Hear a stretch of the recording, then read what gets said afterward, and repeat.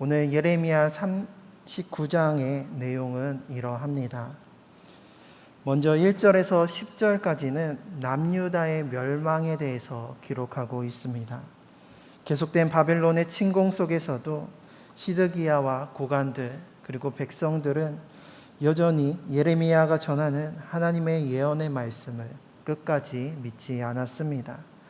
그 결과로 바벨론의 4차 침공으로부터 약 1년 6개월이 지난 주전 586년에 예레미야의 예언대로 예루살렘은 함락되고 맙니다.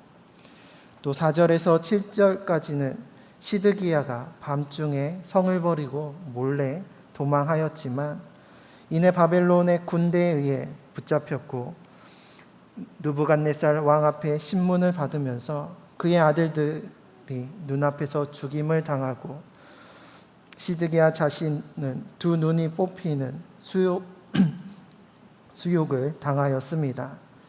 지난 시간 예레미야의 그 예언의 말씀대로 바벨론에 항복하지 않으므로 시드기야 왕과 그 가족이 바벨론의 손을 벗어나지 못하였고 왕궁과 백성의 집과 예루살렘 성벽이 모두 불타고 무너지고 말았습니다. 하나님의 성전마저도 그 모든 성전 기구들이 약탈되고 성전의 그 녹기둥까지 수탈당하면서 하나님의 성전도 무너지고 말았습니다. 그리고 대다수의 유다 백성들은 바벨론의 포로로 끌려가고 가난한 백성들만이 예루살렘에 남게 되었습니다. 이때 느부갓네살 왕은 사령관 느부사라단에게 명령하여서 예레미야를 선대하고 감옥들에 갇혀있는 예레미야를 풀어줄 것을 명령하였습니다. 감옥들에 갇혀 있었던 예레미야는 바벨론의 포로로 끌려가지 않고 이후에 유다의 총독으로 세워지는 그다랴의 집에 거하면서 예루살렘에 남게 되었습니다. 그런데 15절에서 18절 오늘 39장의 후반절을 보면 느닷없이 38장에 등장한 에벳멜렉의 이야기가 또다시 나오게 됩니다. 15절 말씀을 다시 한번 보면 예레미야가 감옥들에 갇혔을 때에 여호와의 말씀이 그에게 임하니라 라고 말씀합니다. 38장에서 구덩이에 갇혔던 예레미야는 에벳멜렉의 도움으로 구덩이에서 빠져나올 수 있었습니다. 비록 구덩이에서는 빠져나왔지만 여전히 예레미야는 예루살렘이 함락되는 날까지 감옥들에 머물러야만 했었습니다. 그렇게 감옥들에 구금되어 있던 예레미야에게 여호와의 말씀이 임하였다라고 기록하고 있었습니다. 이미 느부사라단을 통해서 그 감옥들에서 풀려났는데 감옥에 갇혔을 때 하나님의 말씀이 임한 기록이 그 후에 기록되어 있다라는 것입니다. 그리고 그때에 하나님께서 예레미야에게 주신 말씀은 예레미야를 구출하도록 도왔던 에벳멜렉을 향한 축복의 말씀이었습니다. 그 내용은 하나님께서 말씀하신 예루살렘의 심판과 재앙이 임하는 그날에 하나님께서 에벳멜렉을 구원하여서 바벨론의 손에 넘기지 아니하고 반드시 너의 생명을 지켜줄 것이라는 약속의 말씀이었습니다.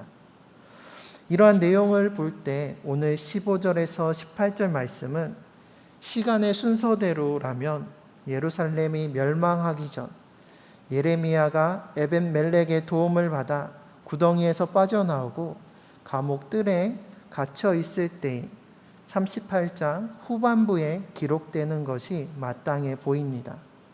그런데 어째서 이것이 38장이 아닌 39장에 기록되었을까요? 이것은 단순한 오류가 아니라 의도적인 신학적인 배치인 것이기 때문입니다. 그저 시간의 순서대로 사건을 나열한 것이 아니라 특별한 목적과 의도를 가지고 메시지를 전하기 위해 이렇게 말씀을 기록한 것이었습니다. 그것은 바로 하나님을 믿는 자와 하나님을 믿지 않는 자의 대조적인 결말을 보여주기 위함이었습니다. 먼저 에벤멜렉은 예레미야 38장과 오늘 39장에서만 등장하는 인물로 그 출신에 대해서는 왕궁의 네시오 구스 사람이라는 것만이 기록되어 있습니다.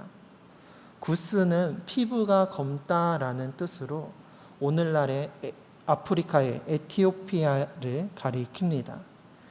어떻게 피부색이 다른 이방 나라인 에티오피아 사람이 남유다의 왕궁에 와서 내시로 일하게 되었는지 그 자세한 연유는 알 수 없지만 분명한 것은 그는 하나님을 믿는 사람이었다라는 것이었습니다.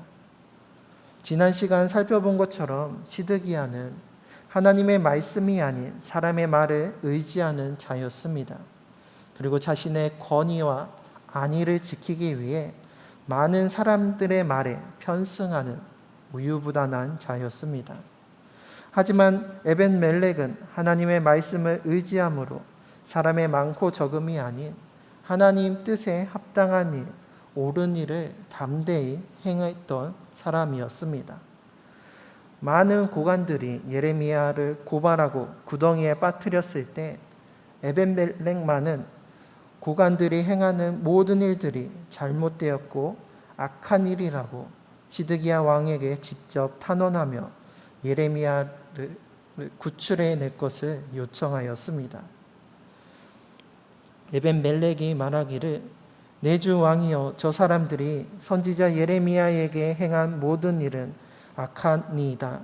성중에 떡이 떨어졌거늘 그들이 그를 구덩이에 던져 넣었으니 그가 거기에서 굶어 죽으리이다 하니 라고 말하면서 시드기야 왕에게 홀로 나아가서 예레미야를 그 구덩이로부터 건져낼 것을 요청하였습니다.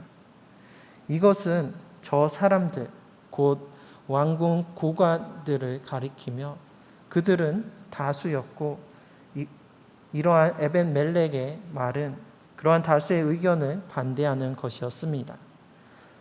시드기야 왕조차 함부로 얻지 못하는 권력을 가진 고관들에게 정면으로 대항하는 일이었으며 이로 인해서 에벤멜렉은 자신의 정치적인 입지가 줄어들거나 어쩌면 예레미야와 한통속으로 여김받아서 같이 형벌을 받을 수도 있는 일이었습니다. 하지만 에벤멜렉은 담대히 시드기야 왕에게 나아가서 고관들의 부당함과 또 잘못됨을 고발하고 죽을 위기에 처한 예레미야를 구덩이로부터 직접 구출해 냈습니다. 악하거나 잘못된 일을 선하고 올바른 일로 바로잡기 위해 자신의 안위나 정치적인 입지가 중요하지 않았습니다. 그 결과 오늘 본문에서 에벤멜렉은 하나님의 구원하심을 약속받게 되었던 것이었습니다. 오늘 18절에서 하나님께서 말씀하시기를 내가 반드시 너를 구원할 것인즉 내가 칼에 죽지 아니하고 내가 노략물같이 내 목숨을 얻을 것이니 이는 내가 나를 믿었음이라 여호와의 말씀이라 하시더라 라고 하나님께서 말씀하셨습니다. 이처럼 에벤멜렉이 하나님의 구원의 은혜를 받을 수 있었던 이유는 그가 여호와 하나님을 믿었기 때문입니다. 에벤멜렉이 예레미야를 구출했던 것은 그저 단순한 정의감이나 선한 양심에만 의한 것이 아니라 하나님을 믿는 믿음으로 말미암았던 것이었습니다. 에벤멜렉은 하나님의 선택받은 이스라엘 민족이 아닌 이방 나라인 구스 사람이었지만 그의 그 믿음으로 인하여 그는 하나님의 구원을 받는 하나님의 백성이 되었습니다. 반면에 시드기야는 어떠합니까? 그는 다윗 가문의 혈통을 이어받은 자였고 또 민족적으로는 하나님의 택함을 받은 이스라엘 족속이었습니다. 하지만 시드기야는 하나님의 말씀을 믿지 아니하였고 따르지 아니하였습니다. 그러한 불신앙의 결과 그는 하나님의 구원하심을 받지 못하고 심판과 멸망을 당하였습니다. 이처럼 하나님의 구원하심은 혈통이나 사람에게 있지 않습니다. 그것들이 우리의 구원을 결코 보장해 줄 수 없습니다. 우리가 하나님의 백성이 되고 하나님의 구원의 은혜를 누릴 수 있는 길은 오직 주님을 믿는 믿음에 있는 것입니다. 이에 대해서 요한복음 1장 12절 13절은 이렇게 말씀합니다. 영접하는 자 곧 그의 이름을 믿는 자들에게는 하나님의 자녀가 되는 권세를 주셨으니 이는 혈통으로나 육정으로나 사람의 뜻으로 나지 아니하고 오직 하나님께로부터 난 자들이니라. 이것은 우리 역시 마찬가지입니다. 우리의 신앙의 연수가 아무리 오래되고 또 우리가 아무리 믿음의 가정에서 자라났다고 해서 그것이 반드시 우리를 하나님의 자녀가 되게 하지 못하고 하나님의 구원을 확실히 약속해 주지 못합니다. 오직 주님을 믿는 자, 예수 그리스도를 하나님의 아들을 나의 구주로 영접하고 그 이름을 믿는 자만이 하나님의 자녀가 되고 하나님의 구원하심과 하나님의 나라를 유업으로 상속받을 수 있는 것입니다. 오직 믿음으로 주님의 백성이 되고 오직 믿음으로 하나님의 구원의 약속을 받아 누리는 우리 모두가 되시기를 바랍니다. 하지만 우리가 이 세상을 살아가면서 믿음으로 살아간다는 것이 하나님의 백성으로 하나님의 자녀로 살아간다는 것이 결코 쉽지만은 않습니다. 우리는 부족하고 연약한 존재이며 또 이 세상에는 사탄 마귀들의 유혹과 시험이 가득 차 있습니다.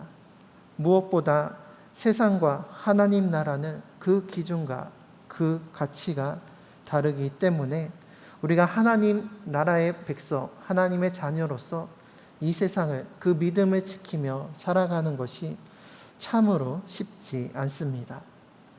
우리는 하나님 나라의 백성으로 또 거룩한 하나님의 자녀로 세상과 구별되는 거룩의 삶을 살아가면서 우리의 믿음을 완성시키고 완전케 하여야 합니다. 이것이 바로 성화의 삶입니다. 거룩함으로 하나님께 더욱더 가까이 나가며 그리스도의 완전에 우리는 이뤄야 합니다. 그러나 여전히 세상은 우리를 하나님으로부터 돌이키게 만들려 하고 하나님으로부터 우리를 끊으려고 합니다. 그래서 세상의 권력과 세상의 힘과 능력으로 우리를 억누르기도 하고 또 세상의 재물과 또 세상의 쾌락으로 우리를 유혹하기도 합니다. 그 길은 좁고 그 문은 또한 좁은 문이어서 우리가 십자가를 지고 나아갈 때 수많은 환난과 어려움이 우리를 찾아옵니다. 하지만 성경은 우리에게 이와 같이 말씀하십니다. 사도행전 14장 22절에 이르기를 제자들의 마음을 굳게 하여 이 믿음에 머물러 있으라 권하고 또 우리가 하나님 나라에 들어가려면 많은 환난을 겪어야 할 것이라. 이 말씀은 사도 바울과 바나바가 전도 여행을 하면서 세웠던 루스드라와 이고니온 또 안디옥으로 다시 돌아와서 자신들이 자리를 비우는 동안 환난을 당했던 교회를 향해서 향한 권면과 위로의 말씀이었습니다. 이처럼 우리가 하나님 나라에 들어가기 위해서는 우리를 방해하는 사단의 그 유혹과 시험과 또 핍박과 많은 환난을 우리가 겪어야 합니다. 그것은 우리가 세상의 기준과 가치가 아닌 하나님을 나의 기준으로 삼고 하나님 나라의 가치를 이 땅 가운데서 이뤄야 하기 때문에 마땅히 겪어야 되는 그러한 환난과 핍박 또 유혹과 시험들입니다. 하지만 우리가 하나님을 향한 주님을 향한 이 믿음을 굳게 하고 우리의 마음을 굳게 하여서 늘 믿음 안에 거하고 있다면 오늘 에벤멜렉과 같이 그 환난의 날, 시험의 날에 건짐을 받고 그 생명이 영원토록 보호함을 받을 줄을 믿으시며 담대하게 세상 가운데 나아가서 승리하는 우리 모두가 되시길 바랍니다.